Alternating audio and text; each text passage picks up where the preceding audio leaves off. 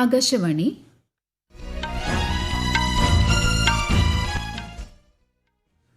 നമസ്കാരം. വാർത്തകൾ വായിക്കുന്നത് അശ്വതി.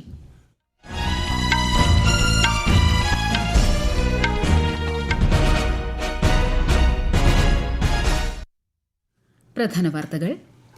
അറിവ്, നൈപുണ്യം, നൂതനാശയം എന്നിവയെ രാഷ്ട്ര നിർമ്മാണത്തിനായി വിനിയോഗിക്കണമെന്ന് ഉപരാഷ്ട്രപതി CP രാധാകൃഷ്ണൻ. 12ാമത് ബ്രിക്സ് പരിസ്ഥിതി മന്ത്രിമാരുടെ യോഗം നാളെ ന്യൂഡൽഹിയിൽ നടക്കും. കേന്ദ്രമന്ത്രി ഭൂപേന്ദർ യാദവ് അധ്യക്ഷത വഹിക്കും. UGC നെറ്റ് 3 വിഷയങ്ങളുടെ പുനഃപരീക്ഷ സെപ്റ്റംബർ 9-10 തീയതികളിൽ നടക്കുമെന്ന് നാഷണൽ ടെസ്റ്റിംഗ് ഏജൻസി. വിഴിഞ്ഞം തുറമുഖത്തിന്റെ സമ്പൂർണ്ണ കയറ്റുമതി ഇറക്കുമതി പ്രവർത്തനങ്ങൾക്ക് നാളെ തുടക്കമാകും. കേന്ദ്രമന്ത്രി സർബാനന്ദ സോനോവാൾ മുഖ്യ അതിഥിയാകും. റഷ്യ യുക്രൈൻ മിസൈൽ ഡ്രോൺ ആക്രമണങ്ങളിൽ ഇരു രാജ്യങ്ങളിലുമായി 11 പേർ കൊല്ലപ്പെട്ടു. BWF ബാഡ്മിന്റൺ ലോക ചാമ്പ്യൻഷിപ്പിന് ഇന്ന് തുടക്കം. ഇന്ത്യയുടെ PV സിന്ധു ഇന്നിറങ്ങും. വാർത്തകൾ വിശദമായി. അറിവ്, നൈപുണ്യം, നൂതനാശയം എന്നിവയെ രാഷ്ട്ര നിർമ്മാണത്തിനായി വിനിയോഗിക്കണമെന്ന് ഉപരാഷ്ട്രപതി CP രാധാകൃഷ്ണൻ. വികസിത ഭാരതം എന്ന ലക്ഷ്യത്തിലേക്കുള്ള രാജ്യത്തിന്റെ പ്രയാണത്തിൽ യുവാക്കൾക്ക് സുപ്രധാന പങ്ക് വഹിക്കാനുണ്ടെന്ന് ചെന്നൈയിൽ SRM institute of science and ടെക്നോളജിയുടെ 22ാമത് ബിരുദദാന ചടങ്ങിൽ ഉപരാഷ്ട്രപതി പറഞ്ഞു. 2047ഓടെ ഇന്ത്യയെ സമ്പൂർണ്ണ വികസിത രാഷ്ട്രമാക്കി മാറ്റുക എന്ന ലക്ഷ്യം കൈവരിക്കുന്നതിന് യുവാക്കൾ, ദരിദ്രർ, സ്ത്രീകൾ, കർഷകർ എന്നിവരെ ശാക്തീകരിക്കേണ്ടത് അനിവാര്യമെന്ന് കേന്ദ്ര ആഭ്യന്തരമന്ത്രി അമിത്ഷാ. രാജസ്ഥാനിലെ അൽവാറിൽ വിവിധ വികസന പദ്ധതികളുടെ തറക്കല്ലിടലും ഉദ്ഘാടനവും നിർവഹിക്കുകയായിരുന്നു അദ്ദേഹം. കർഷകരുടെ ക്ഷേമത്തിനായി സർക്കാർ നിരവധി പദ്ധതികൾ ആവിഷ്കരിച്ചിട്ടുണ്ടെന്നും അദ്ദേഹം പറഞ്ഞു. आज यही मन से किसानों को किसान सम्मान निधि, पशुपालकों के लिए 500 करोड़ की डेयरी की व्यवस्था है, युवाओं को नौकरी और माताओं के लिए, बहनों के लिए सरस डेयरी का एक्सटेंशन का काम आज सरकार ने किया. ചോദ്യപേപ്പറുകളിലുണ്ടായ പിശകുകളെക്കുറിച്ചുള്ള പരാതിയെ തുടർന്ന് UGC നെറ്റ് പരീക്ഷയിലെ ഇംഗ്ലീഷ്, കൊമേഴ്സ്, സോഷ്യോളജി എന്നീ വിഷയങ്ങളുടെ പുനഃപരീക്ഷ സെപ്റ്റംബർ 9-10 തീയതികളിൽ നടക്കുമെന്ന് നാഷണൽ ടെസ്റ്റിംഗ് ഏജൻസി. രാവിലെ 9 മുതൽ 12 വരെ ആദ്യ ഷിഫ്റ്റിൽ ഇംഗ്ലീഷ് പരീക്ഷയും അതേ ദിവസം ഉച്ചയ്ക്ക് 3 മുതൽ വൈകുന്നേരം 6 വരെ രണ്ടാമത്തെ ഷിഫ്റ്റിൽ കൊമേഴ്സ് പരീക്ഷയും നടക്കും. സോഷ്യോളജി പരീക്ഷ സെപ്റ്റംബർ 10 രാവിലെ 9 മുതൽ 12 വരെ ആദ്യ ഷിഫ്റ്റിൽ നടക്കും. പിശകുകൾ പരിശോധിക്കുന്നതിനായി NTA നിയോഗിച്ച സമിതിയുടെ ശുപാർശയെ തുടർന്നാണ് 3 വിഷയങ്ങളുടെയും പുനഃപരീക്ഷ പ്രഖ്യാപിച്ചത്. 12ാമത് ബ്രിക്സ് പരിസ്ഥിതി മന്ത്രിമാരുടെ യോഗം നാളെ ന്യൂഡൽഹിയിൽ നടക്കും. കേന്ദ്രമന്ത്രി ഭൂപേന്ദർ യാദവ് യോഗത്തിൽ അധ്യക്ഷത വഹിക്കും. പ്രതിരോധശേഷി, നവീകരണം, സഹകരണം, സുസ്ഥിരത എന്നിവ കെട്ടിപ്പടുക്കൽ എന്ന ഇന്ത്യയുടെ ബ്രിക്സ് അധ്യക്ഷതയുടെ പ്രധാന പ്രമേയത്തിന് കീഴിലാണ് പരിപാടികൾ സംഘടിപ്പിക്കുന്നത്. പരിസ്ഥിതി വർക്കിംഗ് ഗ്രൂപ്പ്, കാലാവസ്ഥാ വ്യതിയാനം, സുസ്ഥിര വികസനം എന്നിവ കൈകാര്യം ചെയ്യുന്ന മുതിർന്ന ഉദ്യോഗസ്ഥരുടെ യോഗം ഇന്ന് ചേരും. രാഷ്ട്രനിർമ്മാണത്തിൽ നിർണായക സംഭാവനകൾ നൽകിയവർക്കുള്ള ഈ വർഷത്തെ ദേശീയ അനുഭവ് പുരസ്കാരം ഇന്ന് സമ്മാനിക്കും. ന്യൂഡൽഹിയിൽ നടക്കുന്ന ചടങ്ങിൽ കേന്ദ്ര സഹമന്ത്രി ജിതേന്ദ്ര സിംഗ് പുരസ്കാരം കൈമാറും. പെൻഷൻ മിത്ര ഹാൻഡ്ബുക്കിന്റെയും രാജ്യവ്യാപകമായ ഡിജിറ്റൽ ലൈഫ് സർട്ടിഫിക്കറ്റ് മാർഗരേഖകളുടെയും പ്രകാശനവും ഉണ്ടാകും.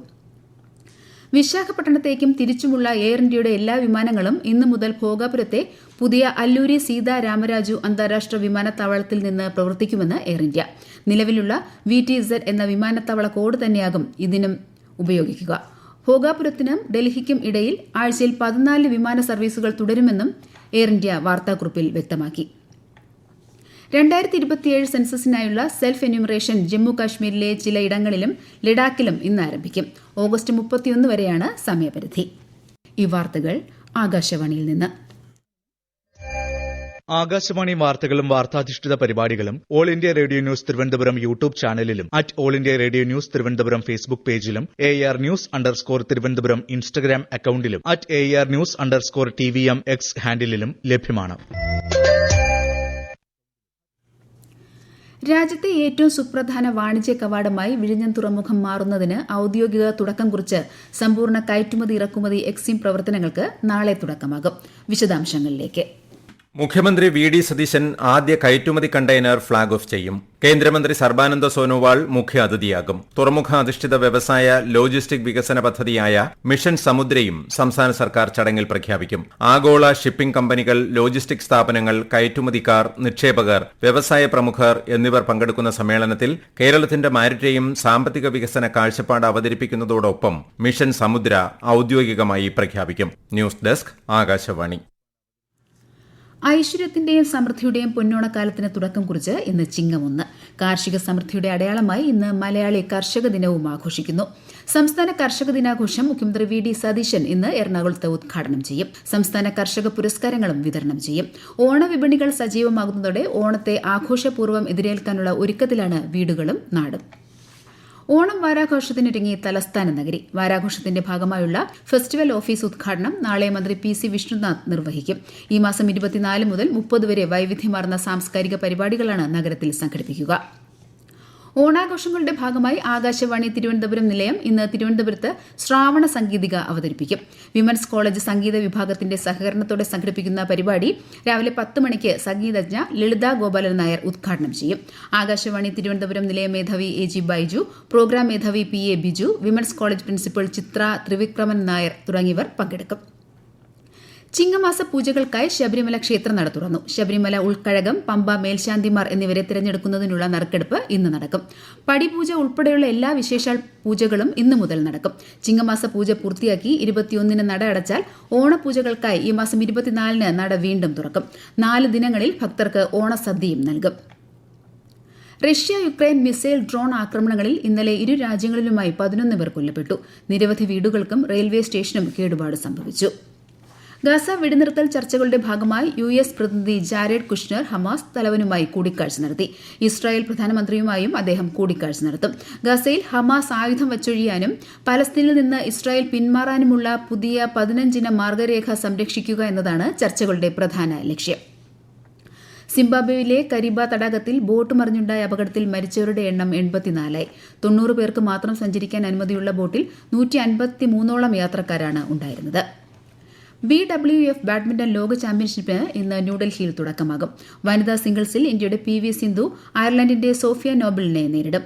വനിതാ ഡബിൾസിൽ ട്രീസ ജോളി ഗായത്രി ഗോപിചന്ദ് സഖ്യം ആദ്യ റൌണ്ടിൽ സ്പെയിൻ താരങ്ങളെ നേരിടും. വൈകുന്നേരം നടക്കുന്ന പുരുഷ സിംഗിൾസ് മത്സരത്തിൽ ഇന്ത്യൻ താരം ആയുഷ് ഷെട്ടി ലോക 1-ാം നമ്പർ താരവും നിലവിലെ ചാമ്പ്യനുമായ ചൈനയുടെ ഷിയു ക്യുയെ നേരിടും.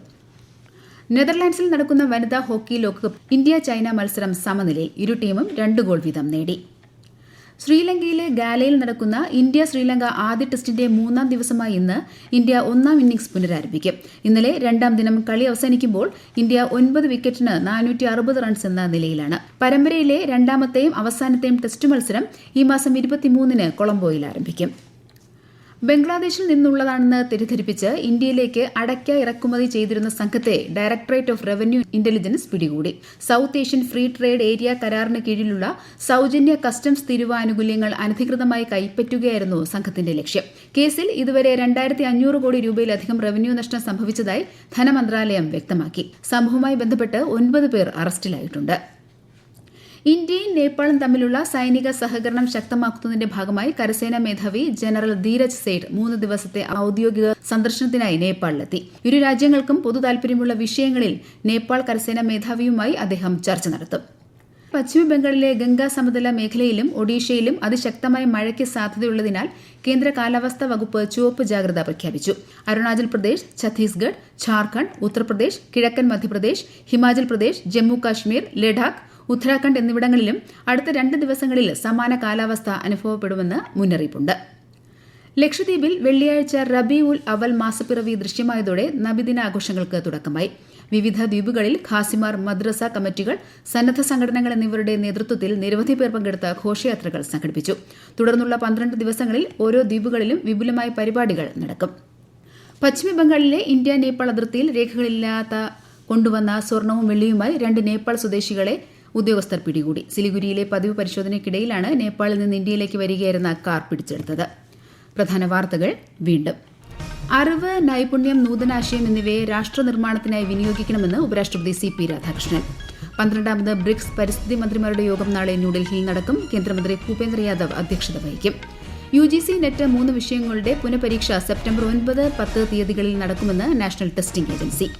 വിഴിഞ്ഞം തുറമുഖത്തിന്റെ സമ്പൂർണ്ണ കയറ്റുമതി ഇറക്കുമതി പ്രവർത്തനങ്ങൾക്ക് നാളെ തുടക്കമാകും. കേന്ദ്രമന്ത്രി സർബാനന്ദ സോനോവാൾ മുഖ്യാതിഥിയാകും. റഷ്യ യുക്രൈൻ മിസൈൽ ഡ്രോൺ ആക്രമണങ്ങളിൽ ഇരു രാജ്യങ്ങളിലുമായി 11 പേർ കൊല്ലപ്പെട്ടു. BWF ബാഡ്മിന്റൺ ലോക ചാമ്പ്യൻഷിപ്പിന് ഇന്ന് തുടക്കം. ഇന്ത്യയുടെ PV സിന്ധു ഇന്നിറങ്ങും. വാർത്തകൾ കഴിഞ്ഞു. അടുത്ത വാർത്താ പ്രക്ഷേപണം ഉച്ചയ്ക്ക് 12:30.